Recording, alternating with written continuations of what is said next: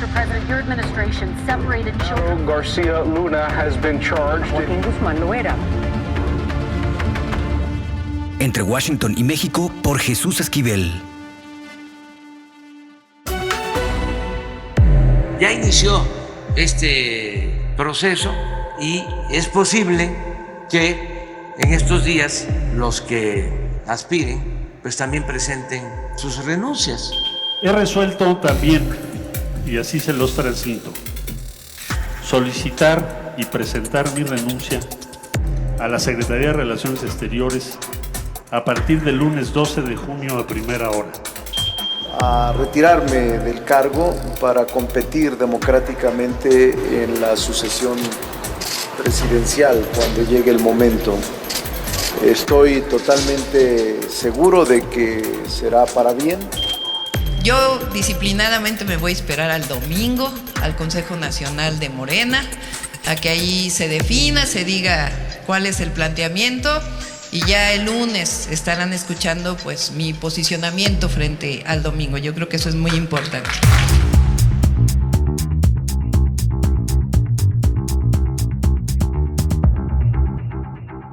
¿Qué oles? Bienvenidos a Entre Washington y México, el podcast.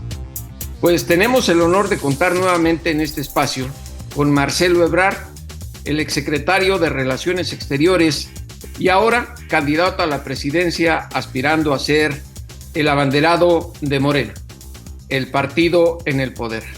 Marcelo, muchas gracias por aceptar esta invitación y recién en el inicio de tu carrera por llegar a Palacio Nacional. No, hombre, muchas gracias por la invitación. Un saludo a todas y a todos desde acá, desde México. Marcelo, primero que nada, ¿estás consciente de que hay suelo parejo para elegir al candidato de Morena, como aseguró el presidente la semana pasada? Me parece que hay que destacar del proceso que se ha venido dando o que se va a dar, que empezamos ahora, que se llegó a un acuerdo para tener ciertas normas esenciales de equidad o de igualdad de condiciones, porque si no, pues no se puede hablar de un fenómeno o de un proceso exitoso y aceptable. Entonces llegaron a varios acuerdos, que es la separación del cargo de los participantes, y los participantes de los cargos, separarse, porque si no, pues hay una inequidad de entrada. Segundo lugar, que no intervengan gobernadores y alcaldes, porque ya se venía viendo ese fenómeno. Inclusive yo en algún momento dije, bueno, no puedo ni sostengo que los gobernadores no tengan preferencias, pero de eso a convertirte en el coordinador de la campaña o precampaña o recorrido de alguno de los participantes o alguna de las participantes, hay un gran trecho, entonces eso hay que evitar. Total, se llegó al acuerdo que no participen los gobernadores, yo lo veo muy sano eso, lo mismo los alcaldes. Entonces, bueno, pues ya estamos en ese proceso. Es un proceso en el que habrá encuesta abierta, se van a hacer 5 cuestionarios de manera simultánea que deben coincidir en cuanto a quién resulte seleccionado para presidir los comités de defensa de la Cuarta Transformación. Entonces ya estamos en eso, estoy haciendo un recorrido a nivel nacional, que era indispensable separarse del cargo, como ya dije, y estaremos en comunicación y en contacto con toda la militancia y simpatizantes del movimiento al que pertenezco, al de Morena. ¿Qué es lo que llevo de planteamientos? Bueno, pues, primordialmente que debemos defender aquello que hemos alcanzado y también proponer qué siguientes pasos debemos dar en muchos temas, como por ejemplo en seguridad, por ejemplo en la construcción de un sistema de salud universal y así sucesivamente en muchos temas, cómo alcanzar la igualdad de género, porque todavía hay una gran desventaja en México entre hombres y mujeres, en desventaja de la mujer, cómo vamos a integrar a las comunidades indígenas, qué hacemos para lograr la reducción de la pobreza, que sigue siendo mayoritaria en nuestro país. Todos esos temas y las prioridades por estado. Cada estado de la República, cada ciudad tiene sus propias necesidades de infraestructura y de diferentes tipos. hay un común denominador, por ejemplo, que ya veo en buena parte del país, del centro, todo occidente y todo el norte, que es la escasez de agua. Pero en general cada estado tiene diferentes prioridades. Entonces, en eso estamos ahorita, ese es el objetivo, dar a conocer qué se propone. Ahora, llevas muchos años trabajando y conociendo al presidente Andrés Manuel López Obrador en varias etapas de su vida política. Sí, 23. No podemos ser ajenos a que hay gente que duda en lo que pueda decir o hacer el presidente, tomando en cuenta que ha dado algunos cambios que han sorprendido a propios y extraños. La pregunta es muy clara, Marcelo. Tú estuviste en esa cena con el presidente hace unos días. Sí. ¿Confías y estás seguro que él no tiene a un o a una favorita en esta contienda? Pues mira, yo lo que veo en los acuerdos que se tomaron en esta cena y lo que ahora se ratifica en el Consejo de Morena, veo una serie de normas que permiten acercarnos mucho a una competencia real. Y entonces, pues si él tiene favorito, pues tiene todo su derecho, por supuesto, pero no lo va, o no veo yo que con las reglas que tenemos ahorita se pueda implementar el favorecer a alguien, porque pues tienes ya condiciones similares para la competencia. Ya las principales inequidades, sobre todo las que comenté hace un momentito, las que te dan el cargo, las que tienen que ver con la participación de gobernadores, de alcaldes, de secretarios de Estado, pues todo eso está ya restringido. Entonces, me parece que sí es real el proceso en el que estamos. Caso contrario, pues yo no participaría, man.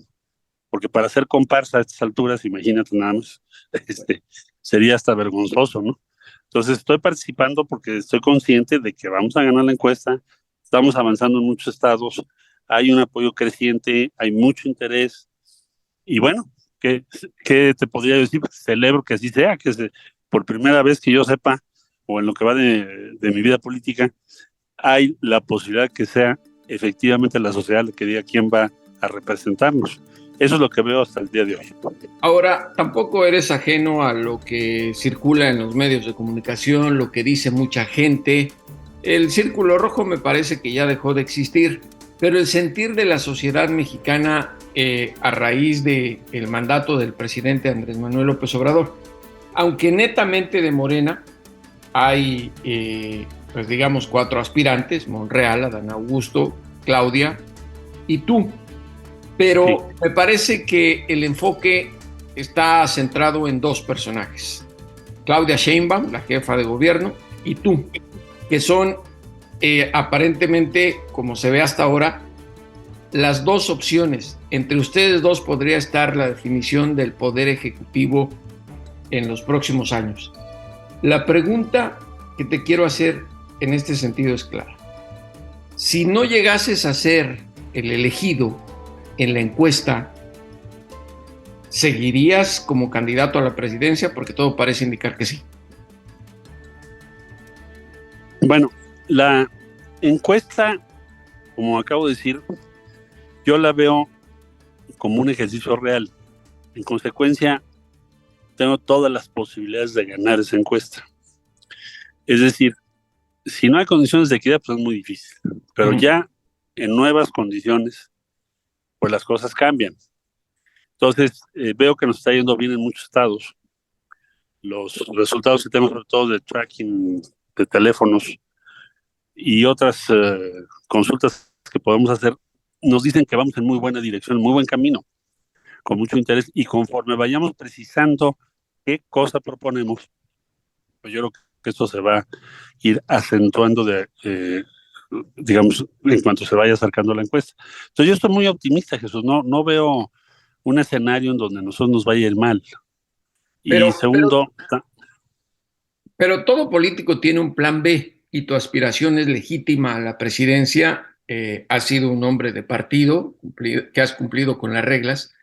En ese plan B, digámoslo, y no se trata de especular ni de jugar al mago, pero las realidades políticas son así. Digamos que no fueras tú el elegido de Morena, tienes otras alternativas para disputar la presidencia, porque, insisto, me parece que oposición no hay y que está la elección centrada en dos personas, Marcelo Ebrard y Claudia Sheinbaum.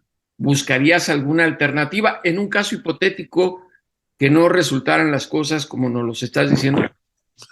Mira, no lo tengo previsto de esa forma y me costaría mucho trabajo pensar en una ruta de ese tipo, en razón de que llevo muchos años. Pues mira, yo decliné por Andrés en el año 1999 para apoyarlo cuando fue candidato a jefe de gobierno de la ciudad. ¿Por qué lo apoyé en ese momento? ¿Cuál era el tema? ¿Por qué tomé esa decisión? Bueno, porque acabo yo de vivir la experiencia del Fobapro que tú recordarás. Sí. La acabamos de vivir.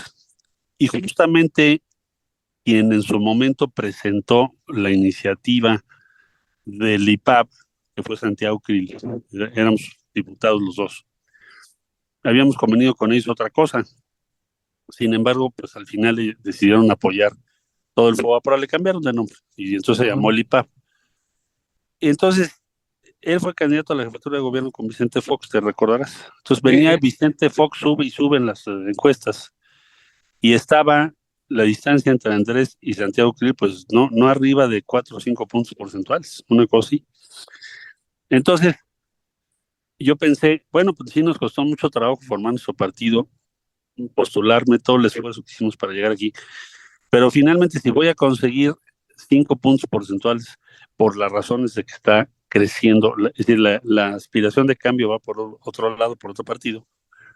Entonces tomé la decisión de apoyar a Andrés porque pensé, ¿de qué me sirve a mí tener 5%, 2 diputados o uno? No sé. Sí. Si va a ganar la Ciudad de México, si yo no hago esto, va a ganar quien presentó el IPAB en tribuna. Bye.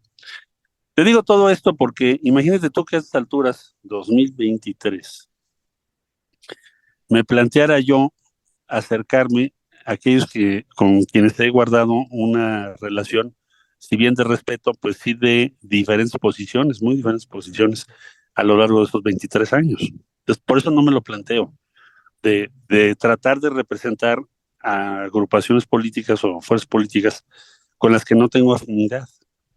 Entonces, mi meta hoy y todo mi trabajo es salir adelante en la encuesta del partido en el que milito, que es Morena. No Ahora traigo bien, otro escenario.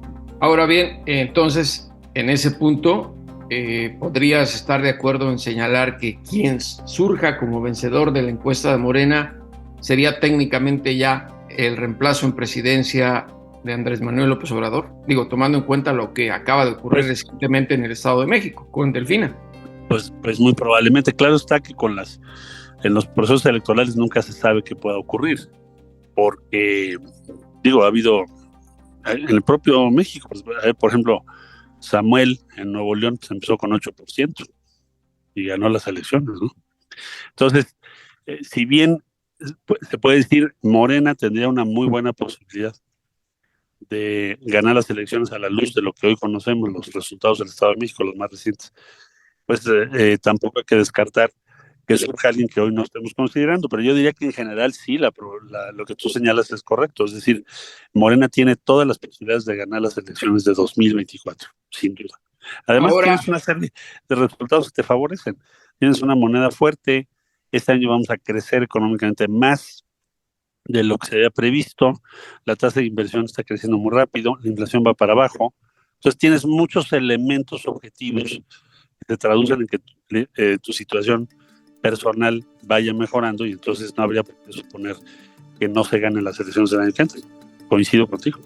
Ahora, ideológicamente, en Morena, ¿cuál es la diferencia entre Claudia Sheinbaum y Marcelo Ebrard? Se habla de que Claudia es, digamos, de la cepa dura, fiel a continuar con la misma línea del presidente Andrés Manuel López Obrador en todos los sentidos. ¿Cuál es la de Marcelo Ebrard? ¿O esto es cierto o no es cierto? ¿Hay guerra sucia o no hay guerra sucia? Yo ahí eso lo veo muy relativo. Yo creo que desde luego que sí tenemos estilos distintos. Y eso es innegable porque cada persona tiene su propia personalidad. Ahora bien, ¿en qué estaría la diferencia? Pues si tú revisas la gestión en la Ciudad de México, que por fortuna se pueden comparar, porque tanto Claudia como tú, perdón, como yo, gobernamos la Ciudad de México. ¿En qué estribaría esa diferencia, no? Entonces, yo veo que en la Ciudad de México no identifico ninguna medida dura. O sea, ¿cuál sería la medida dura en la Ciudad de México? O muy radical en la Ciudad de México, pues no la veo. Probablemente eso es un discurso. Seguir la línea de la cuarta transformación, bueno, pues la tenemos que seguir, no porque sea algo obligado o imperativo, primero porque militamos en Morena, ambos. Segundo lugar, porque buena parte del proyecto de Morena ya es constitucional y tiene una base social enorme. Entonces, ¿cómo qué podría cambiarse? Por ejemplo, bueno, se eliminaron las condonaciones de impuestos. No creo que nadie en su sano juicio esté pensando en reinstalar eso, ¿no? Pues es un privilegio inadmisible. Los programas sociales, todos los programas sociales quedaron en la Constitución, Jesús. Entonces, y qué bueno que así sea. Entonces ya no están sujetos a discusión, pues son constitucionales. Yo veo muy difícil cambiar la Constitución, que alguien se atreviese a cambiar la Constitución.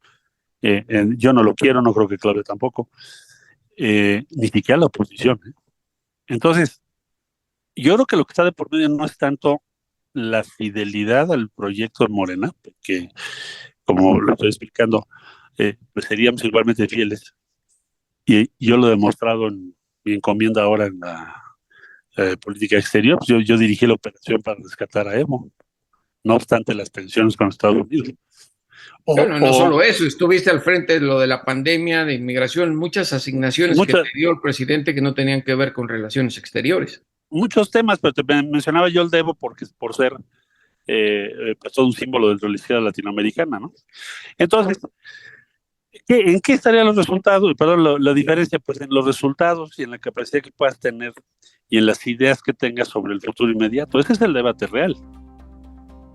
Ahora bien, o sea, ¿quién lo puede hacer mejor? ¿No? Sí. Ahora también hay un tema real que está en boca de todos, la militarización de México. ¿Mantendrías, siendo el candidato de Morena, la misma estrategia del presidente? En todos los sentidos, militarización, el ver a los militares en casi todos los sectores del país. Bueno, yo creo que se llegó a un deterioro tal de muchas instituciones, por ejemplo, aduanas, una corrupción seria, que se tuvo que recurrir o se le pidió a la Sedena que se hiciera cargo de aduanas, y a Marina en el caso de puertos pasó lo mismo. Entonces, ¿qué necesitamos hacer? Pues crear las instituciones o renovarlas drásticamente civiles para que se hagan cargo de esas encomiendas. En pocas palabras, yo nunca vi que ni Marina ni Sedena jamás pidieron estar en aduanas o en puertos, manejando los puertos. Se les han dado encomiendas que las instituciones civiles fallan. Otra, desarmaron la Secretaría, lo que antes era, ¿te acuerdas? La Secretaría de Obras Públicas. ¿Cuál fue el resultado? No tienes un proyecto ejecutivo de nada. Entonces, todos los proyectos grandes se hacen llave en mano, las empresas hacen sus proyectos, tienen muchísimos líos de financiamiento, son lentísimas o lentísimos, no en todos los casos, pero en la mayoría, o en muchos. Entonces, que la Sedena y sus ingenieros hagan el aeropuerto, que por cierto les quedó muy bien. Ayer hace unos días estuvo el secretario de Transporte visitando de Estados Unidos y me dijo, oye, este aeropuerto es impresionante, qué bien está. Lo mismo que había opinado Biden. Pero entonces, no tiene mucho movimiento, Marcelo, también hay que ser realistas. Cada vez más, tienen ya 66 vuelos al día. Cuando empezamos, pues había yo creo como 3, man. Entonces el ritmo de crecimiento está siendo cada vez mayor y la gente lo está usando también por otra razón, por la puntualidad que tienen los vuelos, vis a vis con comparación al de la Ciudad de México, que llegas con frecuencia tarde. Por ejemplo, a mí me ha tocado ir a Monterrey y regresar y no sé, man, estar 2 horas esperando los vuelos. Entonces mejor te vas a la IFA, y de ahí sales y llegas ya hasta qué hora. Bien, pero regresando a lo que me decías. Sí, eso te decía, porque todo parece indicar que harías una revisión de la situación, ¿correcto? Yo lo que haría es que las instituciones civiles que no han cumplido su función, pues, abocarnos a que lo puedan hacer o lo hagan en los próximos años.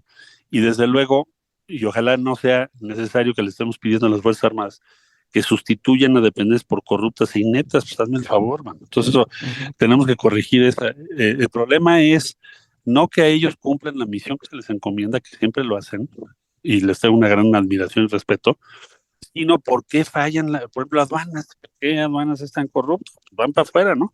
Hay que rehacerlo, y así sucesivamente. Entonces, eso es lo que pienso yo que se podría corregir. Ahora bien, permíteme hacer o jugar con esta metáfora. El metro, la línea 12, sigue siendo un callo que le pueden pisar a Marcelo Ebrard, pero también a Claudia Sheinbaum. ¿Cómo explicar esto, las diferencias ante el país? Yo lo veo de la siguiente manera. La línea 12 se hizo un concurso internacional y lo ganó ICA, apoyados por Ideal, que es el grupo Carso, o sea, que tienen posibilidades de financiamiento fuertes. Y la empresa dedicada a todos los sistemas fue Alstom. Alstom, de hecho, construyó, pues hasta la fecha, casi todas las líneas del metro. O sea, vaya, el sistema, el puesto de mando, todos los diseños los hizo Alstom en su tiempo. Entonces, ellos son los que ganaron. Eso fue correcto, que el conglomerado de ICA y Alstom se han construido 8 o 9, yo creo que hasta 10 líneas del metro. Entonces, eso por un lado. Por el otro lado, le encomendé a ingenieros muy competentes todo lo que fue la supervisión de la obra civil, especialmente el ingeniero Alejandro Vázquez Vera, que construyó 8 líneas del metro, es Premio Nacional de Ingeniería. La propia Claudia Sheinbaum le dio el premio de la Ciudad de México de Ingeniería en 2019. Él fue el supervisor de toda la obra civil. Se certificó toda la obra por parte de un conglomerado internacional. ¿No lo ves como problema para que pueda salir avante? Pues para concluir te diría, hice todo lo que se tenía que hacer y a mí me resulta francamente muy difícil de creer la versión de que no pusieron unos ¿cómo se llaman estos? Los pernos, y que por esa razón se tuvo esa desgracia. Yo entregué la obra pues hace casi una década, man. En medio tienes un sismo que, por cierto, el responsable del metro cuando fue el sismo, en ese tramo, Jorge Gaviño, hoy o hace poco, salió en una conferencia de prensa a decir que apoya a la jefa de gobierno. ¿Te acuerdas que hubo un sismo en 2017? Ok, entonces en resumen, yo no lo veo. Ahora, si lo quieren debatir, pues yo adelante. Yo soy el que propuse los debates. Le propuse debate de la línea 12 a Miguel Mancera cuando él era el jefe de gobierno, no lo aceptó. Y ahora también estoy en la mejor disposición en un debate de tratar ese tema. O cualquier otro. Vaya, no hay ningún problema. Ahora, una última pregunta. Y ya en el mapa de campaña con la hoja de ruta que tienes ya marcada, ¿a dónde son los primeros viajes de campaña de Marcelo Ebrard en esta semana y en la siguiente? Voy a visitar todo el país de norte a sur. Entonces vamos a empezar por el primer punto, pues es Tijuana, y el último punto, el del otro extremo, pues va a ser Chetumal. Esa es la idea. Vamos a recorrer todos los estados de la República. El norte en especial, donde se ha perdido cierta relevancia con Morena. El norte tiene por un lado la paradoja de que tiene todas las oportunidades y por el otro lado tiene unos desafíos tremendos en la frontera. Y fue el origen y la razón por la cual yo estoy en la actividad política, porque cuento en mi libro El Camino de México, que cuando tenía yo 10 años me fui por carretera, me invitó un tío a ir a Disneylandia, y yo crecí en una familia en donde siempre se pensó en México y así me educaron a mí. México es una gran civilización. Por ejemplo, me recuerdo que mi abuelita, que yo le decía más grande, que en paz descanse, me decía, hijito, los mayas describen la traslación de Venus 1000 años antes de Galileo. Imagínate, eso lo andaba yo repitiendo en primaria en la escuela, ¿no? Entonces se armaban buenos debates. Bueno, entonces vienes de una civilización gigante, cruzo la frontera y voy viendo una pobreza lacerante del lado de nosotros y del otro lado la riqueza relativa. Entonces, el punto de partida por la cual estoy aquí es porque me pregunté desde los 10 años, ¿cómo podemos modificar esto? ¿Cuándo vamos a tener, no digo que seamos iguales que ellos, pero que tengamos un nivel de vida similar con nuestras propias tradiciones y cultura? Entonces, ¿por qué la frontera? Porque la frontera es donde se ve ese contraste, donde se inicia ese contraste y donde yo empecé a pensar en qué hacer para que México alcance su grandeza y no tengamos esta pobreza extendida en nuestro país. Entonces, por eso en el norte. Pues Marcelo Ebrard, mucha suerte en tu encomienda por buscar la presidencia de México y espero que más adelante, ya en plena campaña o el próximo antes de las elecciones, tengamos nuevamente el honor de contar contigo aquí en Entre Washington y México, el podcast. Será un honor para mí, Jesús, y me da mucho gusto saludarte. Un saludo para todos los que nos escuchan, las que nos escuchan. Saludos y abrazos. Hasta luego. Hasta luego. Lo importante es leer, con Fernanda Álvarez. Lo más importante es leer y vaya, ¿quién puede tener duda de eso? Y más en época electoral debemos estar muy bien informados y aunque Fernanda Álvarez de Penguin Random siempre nos habla de las lecturas que nos ayudan a crecer culturalmente, pues lo mencioné nada más porque también hay que leer de todo, ¿no, mi querida Fer? ¿Qué nos tienes en esta ocasión? En lo más importante es leer. Así es, mi querido Jesús, pues siempre recomendaciones al gusto, de todo tipo.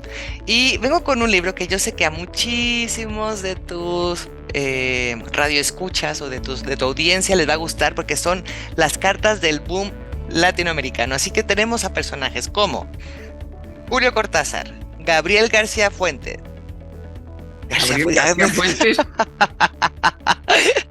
Gabriel García Márquez, Carlos Fuentes y Mario Vargas Llosa en un intercambio epistolar. Hazme favor, ¿ves? Te digo que mi cabeza no es fiable. En un intercambio epistolar que nos va a hacer disfrutar mucho la lectura, ¿no? Es la primera vez que se reúnen estas cartas de estos grandes escritores del boom en el cual nos hablan de la literatura latinoamericana, ¿no? De la primera novela que se estaba gestando en esos momentos, nos hablan de quién está escribiendo quién, de las peleas un poco en cuanto a plumas y personajes de la cultura están ahí latentes, nos hacen reír también por la forma en la que se burlan unos de los otros, ¿no? Entonces creo que es un libro que nos hace disfrutar la literatura desde sus entrañas, ¿no? Y me parece que ahí podremos descubrir muchas cosas de la personalidad de esos escritores, ¿no? Sobre todo, pues García Márquez, Fuentes y hasta Vargas Llosa, ¿no? Que en ese momento, cuando empezó lo del boom, aunque ya había tenido un gran éxito con sus primeras novelas, no era considerado como alguien que eventualmente llegaría a ganar el Nobel como lo hizo, ¿no? No, completamente. Y además la acidez de Cortázar, ¿no? La agudeza de Fuentes, pero que también tenía un humor muy particular. Mario Vargas Llosa, pues sí, tiene un poco más académico. García Márquez más dicharachero. Y como bien dices, pues esas cartas que ya tampoco son la usanza, ¿no, querido Jesús? Ya no sé qué tanto los escritores se intercambien como este tipo de dudas acerca de la creación, de lo que está pasando, como que todo eso también es una época, es una generación que yo creo que ya no está tan vigente en el sentido de la escritura, ¿no? O sea, en el sentido epistolar. Sería muy pues extraño que lo hagan, ¿no? Porque ahora ya todo es internet y no veo a dos escritores enviándose correos electrónicos para intercambiar puntos de vista o WhatsApps o las redes sociales. Creo que eso también, lo de las cartas, el intercambio de opiniones, de críticas, de celos, con la pluma de ellos, es una especie de subfenómeno, si pudiéramos llamarle así, de ese boom latinoamericano, ¿no? Porque incluso hay varios libros sobre cartas de algún escritor, no necesariamente enviadas a otro escritor, sino hasta a sus novias o sus amantes. Y aquí estos cuatro hablando de la creación de la literatura, de lo que es la novela, de lo que es Latinoamérica, y también pues tratar de entender pues unos sin otros no hubiesen sido lo que son, ¿no? O sea, García Márquez sin haber leído a Cortázar, o a Cortázar sin haber pasado por Vargas Llosa. ¿Cómo puedes entender todo este fenómeno tan importante que fue justo la novela latinoamericana del boom, ¿no? Y que cambió y que permeó hasta la fecha. Sí, sobre todo la gran diferencia entre Cortázar y García Márquez, ¿no? Cortázar, que se sentía de una sociedad más alta, con Francia como sede para su inspiración, y García Márquez en pueblos tal y como lo vemos en sus grandes obras en Colombia, ¿no? Sí, con universos absolutamente diferentes también, ¿no? Ahora que decías Cortázar, pues siempre más vampiro, ¿no? Que dicen que él era, o él se denominaba un vampiro, y a García Márquez pues con esos trajes afelpados y de cuadros, ¿no? Que también nos dan pues un García Márquez más cercano, ¿no? Ya ven por qué es siempre importantísimo leer y descubrir que cada recomendación de Fernanda Álvarez pues nos quita esa pesadumbre que tenemos en ocasiones para poder entender no solo una obra, sino también a los autores. Mi querida Fer, muchísimas gracias por lo más importante es leer. Y no te olvides de buscarnos siempre lo mejor para recomendarlo. No, gracias a ti, Jesús. Y pues nunca busquen a Gabriel García Fuentes, porque ese sí no lo van a encontrar en ningún lado. Ese mix sospechoso, pero bueno, también cuando lean el libro sabrán por qué Fuentes y García Márquez tenían una relación particular. Gracias, Fer. Bueno, nos vamos, pero no sin antes pedirle a los políticos y a los criminales que nos devuelvan al México que nos arrebataron. Hasta la próxima, aquí en Entre Washington y México, el podcast.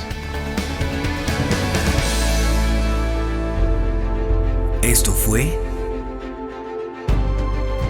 Entre Washington y México, una revisión semanal por la agenda bilateral y sus protagonistas.